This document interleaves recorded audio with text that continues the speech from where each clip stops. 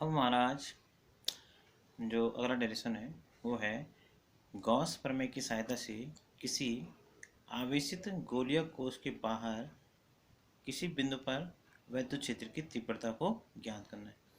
तो इसी डायरेक्शन हम तीनों कंडीशन निकालेंगे, गोलीय कोश के बाहर भी निकाल लेंगे, गोलीय कोश पर भी निकाल लेंगे और गोलीय कोश के अंदर भी निकालेंगे, क्योंकि ये तीनों ही परीक्षाओं में पूछा गया। तो इसको मैं बाहर पृष्ठ पर और भीतर वैद्युत की तीव्रता को हम ज्ञात करें। तो इसके लिए सबसे पहले माना आर त्रिज्या का एक विलगित गोलीय कोश है। माना यहाँ पर एक आर त्रिज्या का विलगित गोलीय कोश है जिस पर आवेश Q एक समान रूप से वितरित है। तो ये गोलीय आवेश है, इस पर जो आवेश होगा वो एक समान रूप से वितरित है इस प्रकार से।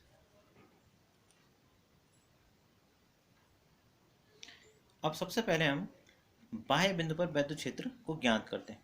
तो माना आवेशित कोश है, उस कोश के केंद्र O से स्मॉल r दूरी पर एक बिंदु P है।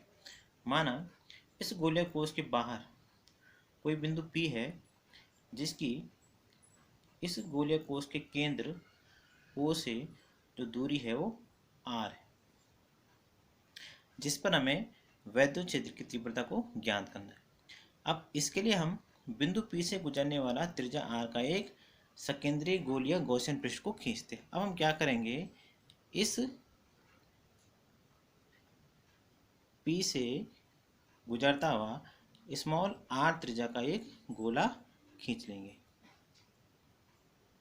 इसको आप प्रकार की सहायता से खींच लेंगे, मैं भी उसको रफ खींच रहा हूँ। इस प्रकार हम इसको खींच लेंगे। अब क्योंकि जो आवेश वितरण है उसकी सममिति के कारण जो गॉसियन पृष्ठ के सभी बिंदुओं पर जो वैद्युत क्षेत्र का परिमाण E होगा वो समान होगा, तथा जो दिशा उसकी होगी वो बाहर की ओर त्रिज्यता होगी। अब माना इस गॉसियन पृष्ठ पर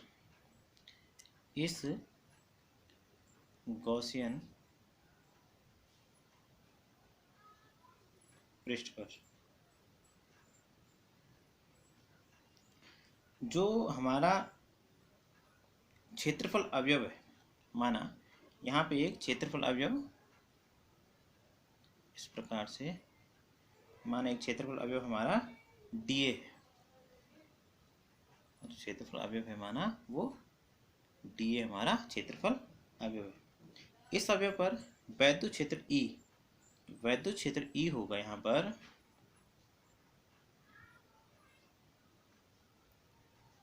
E, तथा जो क्षेत्रफल वेक्टर dA होगा, क्षेत्रफल वेक्टर dA दोनों बाहर की ओर त्रिज्यता दिष्ट होंगे, अर्थात इनके बीच जो कोण होगा वो 0 होगा। अतः क्षेत्रफल अवयव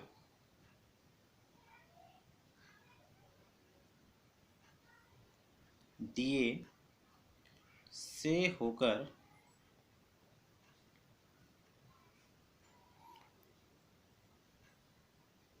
गुजरने वाला वैद्युत फ्लक्स जो आपका d फाई E होगा इक्वल हो जाएगा vector A dot vector dA। इसका जो वैल्यू होती है E dA cos थीटा, और cos थीटा का जो मान है समय 0 है, तो cos 0 का मान 1 होता है। इसका मतलब कितना आ जाएगा, E इंटू डी हमारा आ। अब अतः संपूर्ण गॉसियन पृष्ठ के लिए एक पृष्ठ से होकर जाने वाला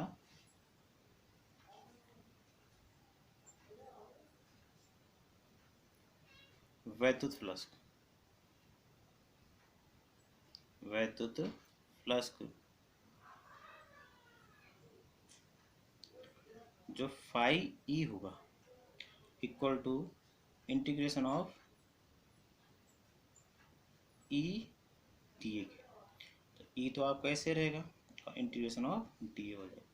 अब ये जो गॉसियन पृष्ठ है वो कैसा है, गोल है, गोलाकार है, इसलिए इसका जो क्षेत्रफल उसका होता है वो हो जाएगा जो 4 पाई r², क्योंकि इसकी जो त्रिज्या थी वो r² थी, इसलिए हमारा जो फाई ई आ जाएगा वो ई इंटू 4 पाई r² आ जाएगा। समीकरण 1। अब गॉस की प्रमेय अनुसार, गॉस की प्रमेय अनुसार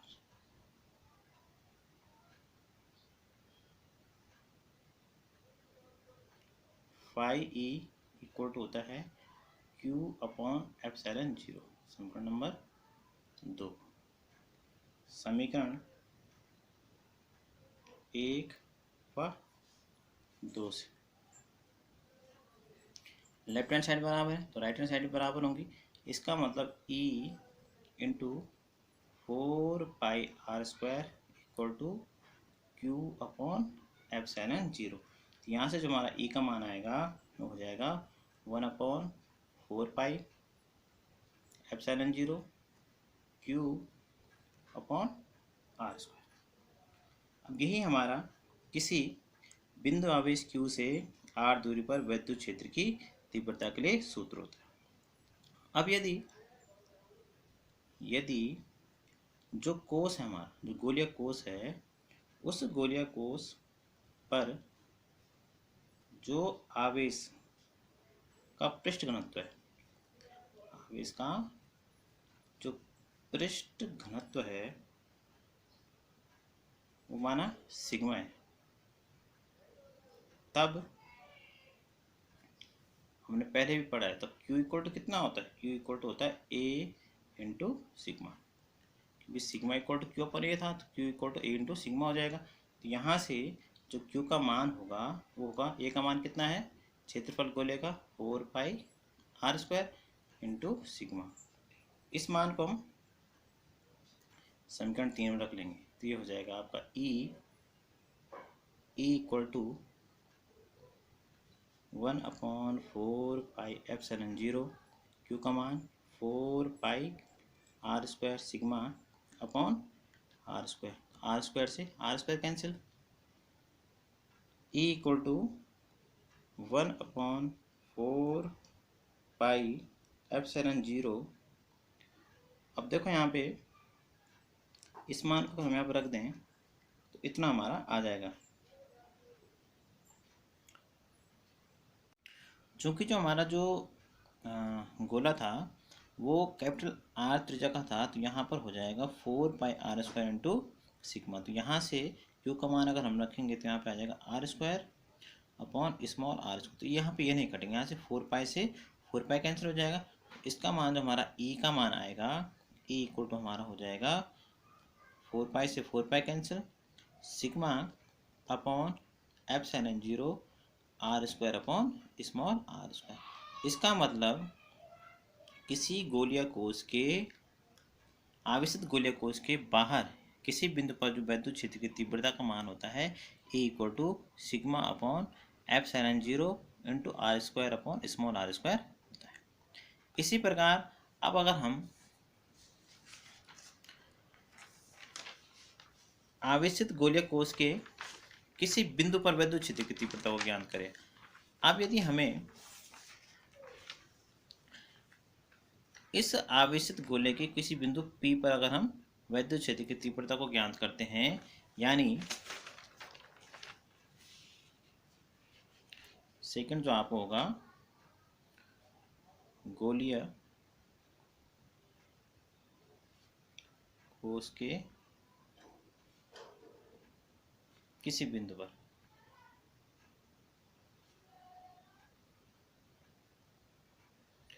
तो ये आपका सरल है। इसमें आपको, क्योंकि पहले वाला जो था उसकी त्रिज्या स्मॉल r थी, इस जो हमें प्राप्त हुआ था इससे पहले, बाह्य बिंदु पर जो वैद्युत क्षेत्र था वहाँ पर त्रिज्या हमने स्मॉल आर ली थी। अब यहाँ पे स्मॉल आर के स्थान पे हम कैपिटल आर ले लेंगे। इसलिए जो हमारा गोलीय कोश के किसी बिंदु पर वैद्युत क्षेत्र की तीव्रता होगी, वैद्युत क्षेत्र की तीव्रता जो होगी उसके लिए हम क्या करेंगे, स्मॉल आर के स्थान पे कितना रखेंगे, कैपिटल आर रखेंगे। इसलिए ई इक्वल टू हो जाएगा सिग्मा अपॉन एप्सिलॉन 0 और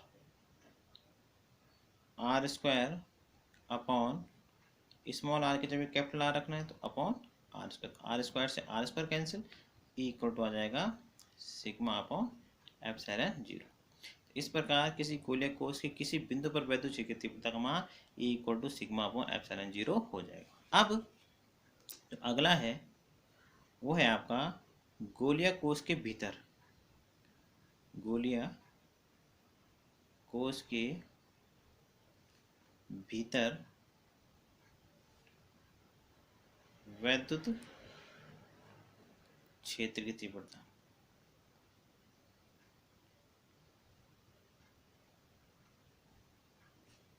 इसको हम ज्ञान करना है। इसमें हम देखेंगे, पहले वाले चित्र पे आ जाएंगे। अब हम किसी अंदर कोई बिंदु है माना, उस पर वैद्युत क्षेत्र की तीव्रता को हम ज्ञात करेंगे। अब देखिए यहाँ पर जो आवेश है वो इस गोलीय पृष्ठ की सतह पर स्थित है और इसके अंदर जो आवेश होगा वो शून्य होगा। ठीक है, चूंकि गोलीय कोश के भीतर, गोलीय कोश के भीतर वैद्युत क्षेत्र आवेश बराबर शून्य है। इसका मतलब ई का जो मान होगा किसी गोलीय कोश के भीतर जो वैद्युत क्षेत्र की तीव्रता का मान होता है वो शून्य हो जाएगा, क्योंकि जब आवेश ही नहीं है तो आप, क्योंकि वैद्युत क्षेत्र की तीव्रता किस पर निर्भर करती है, आवेश पर निर्भर करती है। और जब गोलीय कोश के अंदर आवेश ही नहीं है तो इसका मतलब वैद्युत क्षेत्र की तीव्रता कितनी हो जाएगी, शून्य हो जाएगी। तो इस प्रकार गोलीय कोश के बाहर किसी बिंदु पर जो वैद्युत क्षेत्र की तीव्रता होती है ई बराबर sigma upon epsilon 0 R square upon small R square होता है। अगर उसकी पृष्ठ पर वैद्युत क्षेत्र की तीव्रता ज्ञात करनी है तो इस स्मॉल आर के स्थान पे हम कैपिटल आर रख लेते हैं, तो ये आपका E equal to sigma upon epsilon 0 आ जाता है। और गोलीय कोश के भीतर जो वैद्युत क्षेत्र की तीव्रता होती है, क्योंकि गोलीय कोश के भीतर आवेश शून्य होता है इसलिए वैद्युत क्षेत्र की तीव्रता भी आपकी शून्य होगी। तो ये आपका इंपॉर्टेंट डेरिवेशन है, इसको आप कर लेंगे।